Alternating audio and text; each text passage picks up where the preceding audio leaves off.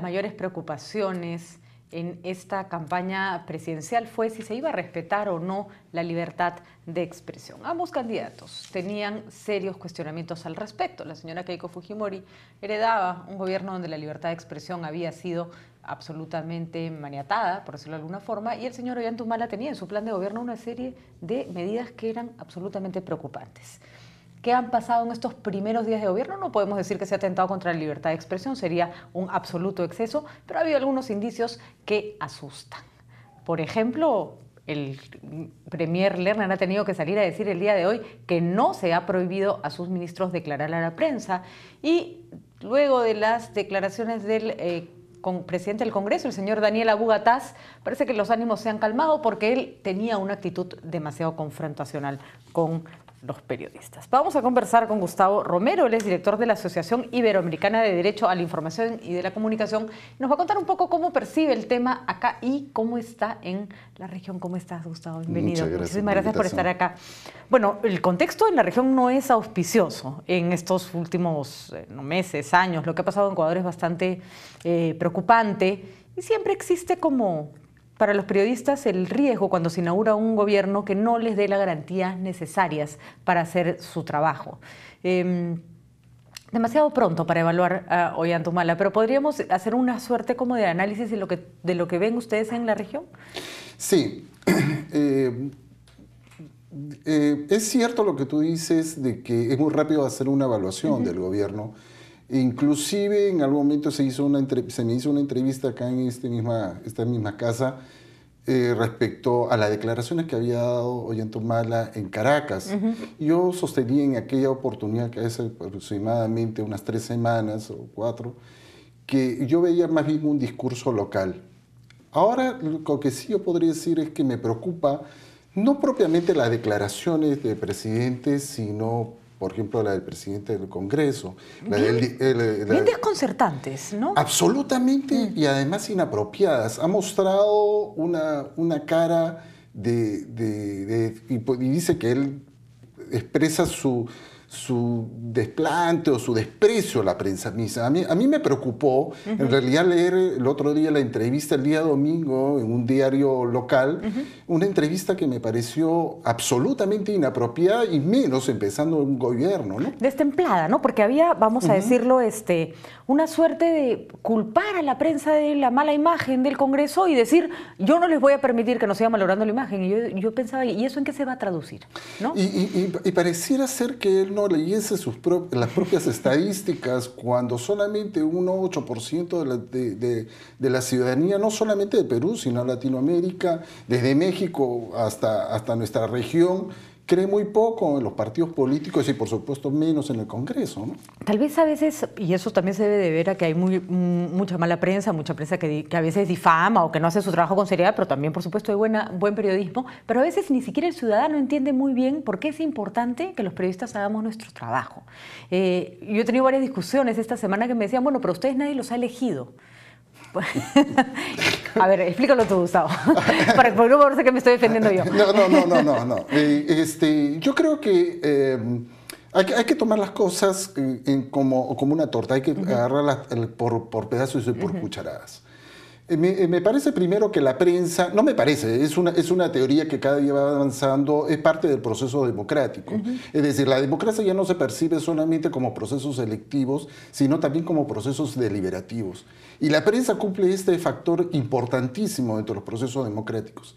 Y si la gente no está creyendo ni en los congresos, ni en los partidos políticos, ni en sus gobernantes, tienen que buscar otro instrumento de poder hacer llegar sus reclamos sociales en términos generales. Claro, porque, por ejemplo, Daniel Abu Gataz decía, nosotros vamos a ir directamente al pueblo. ¿Cómo va a ir pues a 28 millones de peruanos? O sea, lo natural es que los periodistas más o menos recojan las inquietudes de los ciudadanos y las puedan traducir en preguntas y en cuestionamientos a los poderes elegidos. Sí, eso me pareció realmente un poco, por decir algo, un poco desconcertante. Sobre todo cuando el presidente de la República, en su mensaje a la Nación, en su intervención inaugural, hace un hincapié, subraya sobre la defensa de la libertad de expresión y después viene el presidente del Congreso y la borra con la otra mano. No debió ser reservada la sesión, por ejemplo, de sanción a Marta Chávez, ¿no es cierto? A mí yo coincido contigo de que no ha debido ser, creo que eso es un tema que debía haberse tomado. Yo no comparto la forma en que intervino Marta Chávez. Yo creo que debió haber algún tipo de protesta si le parecía correcto, pero y reiterada no. Hay algo que pareciera no quedar claro en la relación ciudadano-autoridad elegida, ¿no? Y es, por ejemplo, ayer yo tenía una discusión amable y en muy buenos términos con el congresista Yude Simón y él me decía, la gente no quiere circo y por eso nosotros vamos a hacer algunas sesiones reservadas. ¿Puede el Congreso decidir qué debe y qué no debe ver el ciudadano, de las autoridades que el ciudadano ha colocado ahí para que lo representen? Bueno, puede tratarse algunos temas de carácter reservado y eso sí coincido. Pero si son de temas de seguridad, digamos, ¿no? Claro, temas que coincidan, pero los payasos no son los periodistas, los payasos son los congresistas, ¿no? Entonces ahí está el problema. Además, si el congresista se porta pésimo, tú tienes derecho de verlo, ¿no? Claro, o sea, no lo escondan. Claro, ¿no? claro. Ahí... Me parece que, bueno, también las relaciones entre periodismo y política, entre periodista y el político, siempre son de una especie de amor-odio, ¿no? Sí, más odio. Dependiendo de cuál periodista. Bueno, también dependiendo de cuál periodista, pero es una relación siempre va a ser tirante. Siempre va a ser tirante y en la región sí se está notando un incremento muy grande. Solamente miremos hacia el lado izquierdo o derecho, dependiendo cómo miremos nuestro país. Con el caso de Correa, lo de Correa es muy preocupante, es absolutamente preocupante y esto se está viviendo. Y luego él ha venido trabajando con un absoluto propósito a esto de hace un buen tiempo. Lo mismo que ha venido haciendo su mentor Chávez, ¿no? Porque una de las cosas que a veces parecen no entender los políticos es que si el ciudadano no está de acuerdo con el periodista puede o cambiar de canal, o no comprar el periódico, o no leer esas declaraciones, o no leer esas opiniones, pero no por eso se va a callar un trabajo que es válido, siempre y cuando no se incurra ni en la mentira ni en la difamación, obviamente, porque el periodismo tiene sus propias reglas, ¿no? Es cierto. Primero, creo que coincidimos contigo que no se puede aceptar un periodismo difamante, calumniante, porque obviamente lo que primero hay que proteger es un derecho mucho mayor que es el derecho al honor. Pero, por ejemplo, tratándose de los políticos y de los gobernantes, ellos al cumplir una función pública exhiben y tienen que ser mucho más predispuestos a hacer un examen por parte de algún ente a través de su función. Y me parece a mí que la prensa debiera cumplir esa labor. Con esto no quiero justificar a toda la prensa, porque efectivamente puedo coincidir contigo también de que existe a veces muy mala prensa, o malos periodistas, mejor aclaremos. Pero a veces este es el argumento especial para poder meterle cabe a la propia prensa. Existen mecanismos además legales y judiciales para sancionar a aquellos que no dicen la verdad o que incurren en alguna falta. Se observó la ley justo al final del gobierno anterior que despenalizaba el delito de difamación.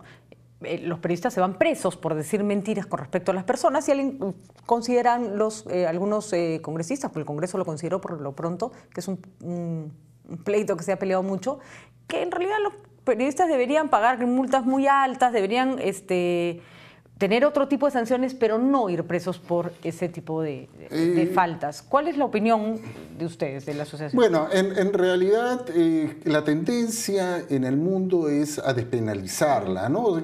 Quizás ponerle otro tipo de sanción, pero no...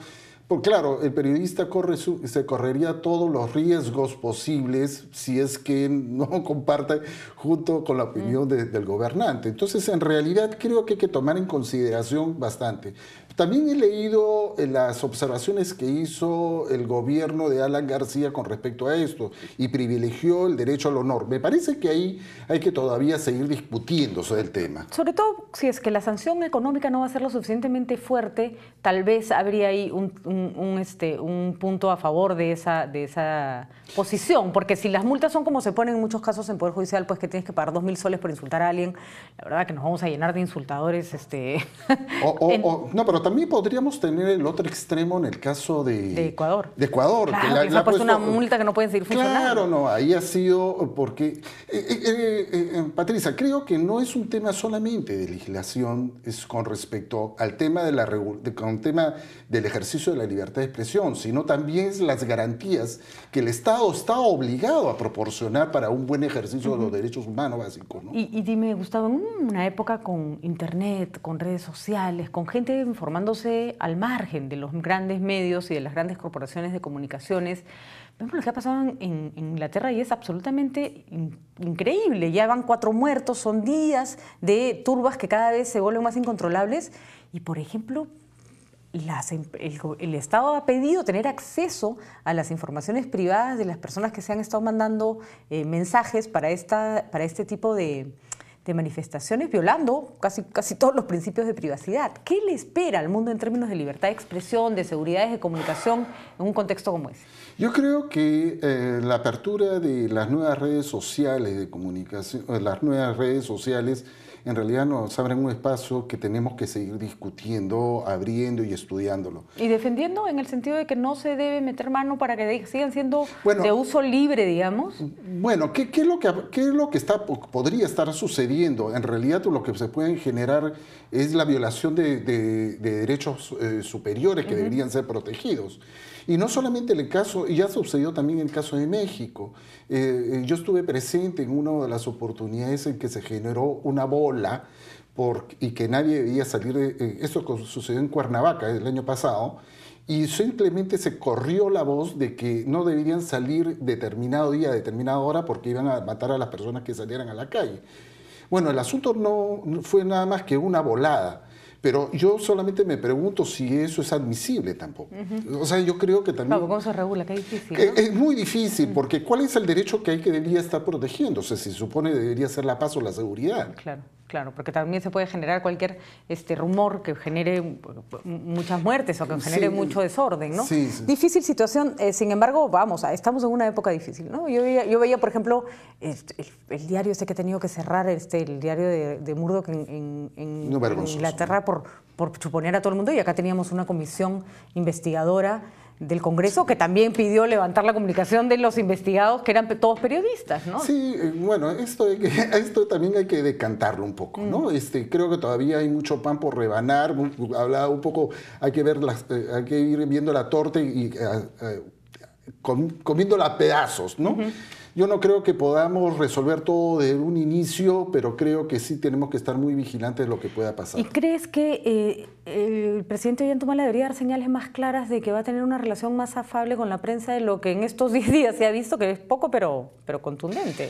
Tú sabes que más que un tema sobre el ejercicio de la libertad de prensa o libertad de expresión, a mí lo que me preocupa es un poco el acceso a la información en general. Yo creo que ahí va a estar un poco el punto neurálgico. Y yo creo que eso es lo que está pasando. Y solamente miremos un poquito más al norte con el caso de Venezuela, ¿no?